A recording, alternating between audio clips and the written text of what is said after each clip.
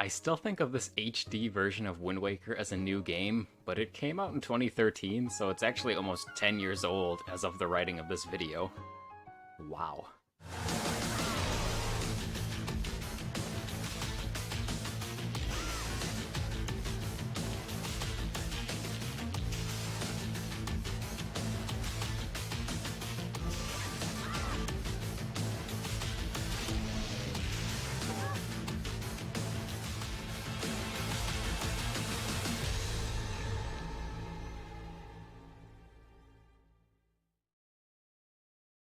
When Wind Waker HD came out, I didn't own a Wii U, so I missed out on it completely.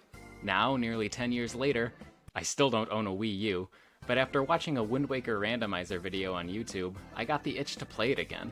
So of course I thought about just playing through the GameCube version again. It's the version I grew up with, it's familiar, but after a little googling and asking my Wii U owning friend about the differences between the two versions, I decided it was time to play through Wind Waker HD for the first time.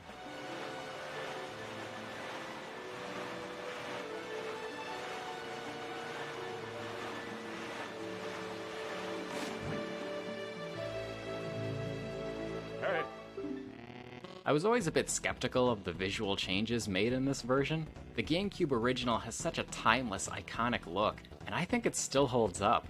But playing Wind Waker HD, it really does look great. I still missed the original graphics sometimes, but I ended up liking the HD visuals too. In terms of gameplay tweaks, HD is so much nicer to play. Updated grappling hook controls allowing you to change direction without stopping first, streamlined PictoBox DX acquisition and figurine crafting, the list goes on, but there's one thing that's probably the #1 improvement for a lot of people: the Swift Sail. It's an optional item that was added to the auction on Windfall Island, and once you get it you can toggle fast sailing by pressing A whenever you're at sea. Fast sailing is roughly twice as fast as regular sailing, and it automatically sets the wind direction at your back, making sailing so much more streamlined. I can see how some purists might scoff at this idea, and I myself find the default sailing speed incredibly relaxing at times, but the thing is, the Swift Sail is optional. If you don't like it, you don't even have to pick it up. Or you can just keep playing GameCube Wind Waker. I forgot how much of a little gremlin Link is in this game. He makes the funniest facial expressions, it's great. This has easily got to be the funniest Zelda game thanks to this little guy. But aside from Link, the other characters are really memorable too. The Rito and Korok races are very distinctive, and the character designs in general for the human characters stay stuck in your mind too. I might not know that snot-nosed kid's name from Outset Island, but I will never forget him. Prior to this, the last Zelda game I'd been playing was Ocarina of Time, so adjusting to Wind Waker's combat again was a little jarring. I kept trying to power crouch stab everything, but that's not a thing in Wind Waker. I like Wind Waker's combat though. It feels much more cinematic than Ocarina of Time's, with the way the musical stings come in when you hit an enemy, and the dramatic counterattack animations.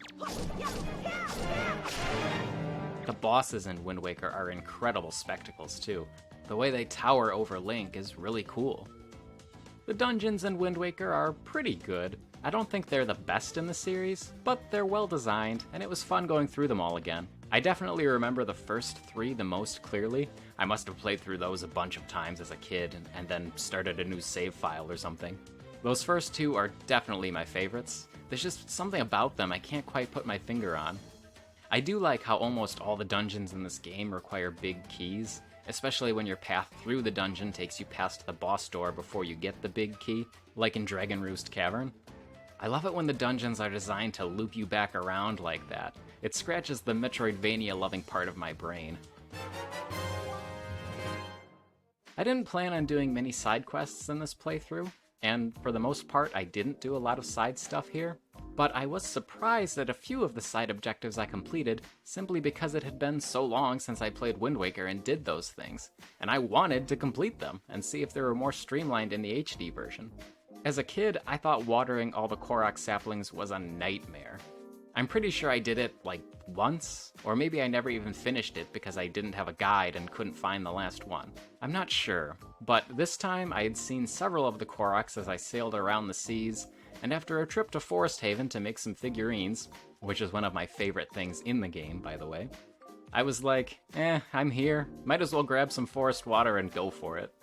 This time I used a guide for the Korok locations, and I'm glad I did or I never would have found some of the Koroks in time. The combination of the swift sail and the increased forest water time limit made finishing this side quest completely painless.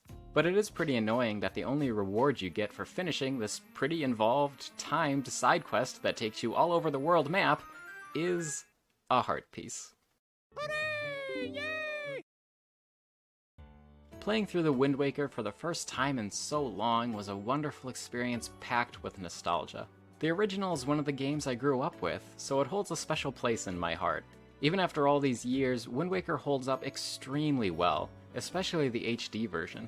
It's not a difficult game by any stretch of the imagination, but that's okay. It's a fun game, with a sense of adventure in sailing its wide-open seas that feels unique to the series, with the exception of maybe Phantom Hourglass on the DS. It's been a long time since I played that game too, but I don't think it captures quite the same feeling as its home console predecessor. If you've never played the Wind Waker, I definitely recommend giving it a try. Original or HD, I don't think you can go wrong, but the quality of life improvements in HD go a long way. My final time was 17 hours, 30 minutes.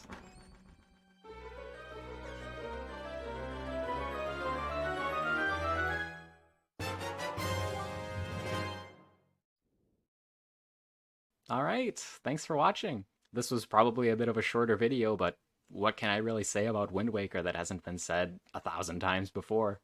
Anyway, let me know what you've been playing in the comments down below, and I'll see you in the next video.